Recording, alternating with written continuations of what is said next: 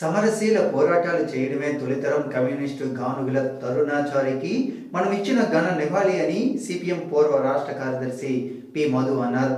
సోంపేట మండలం మామిడిపల్లి వద్ద గానుగుల తరుణాచారి స్మారక స్తూపాన్ని సిపిఎం నేత మధు బుధవారం ఆవిష్కరించారు.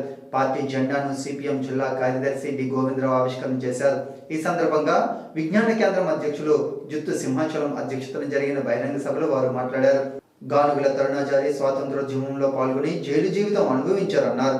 మార్పు పద్మనాభం, బెందాలం గవరయ్య, గానుగుల తరుణాచారి క్విట్ ఇండియా ఉద్యమం సందర్భంగా కడలూరు జైల్లో ఏకే గోపాలంతో పరిచయం ఏర్పడి కమ్యూనిస్టులుగా జిల్లాకు వచ్చిన తొలితరం నాయకులని పేర్కొన్నారు. సభ ప్రారంభానికి ముందు మామిడిపల్లిలో పొచ్చులపల్లి సుందరయ్య విగ్రహానికి పూలమాలలు వేసి ర్యాలీగా స్తూపం వద్దకు చేరుకున్నారు. ఈ కార్యక్రమంలో గానుగుల తరుణాచారి విజ్ఞాన కేంద్రం గౌరవ అధ్యక్షులు పాతిని కృష్ణమూర్తి, సిపిఎం మండల కన్వీనర్ సంగారు లక్ష్మీనారాయణ, సిపిఎం నాయకులు తెప్పల పాపారావు, కరి సింహాచలం, వివిధ రైతు ప్రజా సంఘ నాయకులు తదితరులు పాల్గొన్నారు.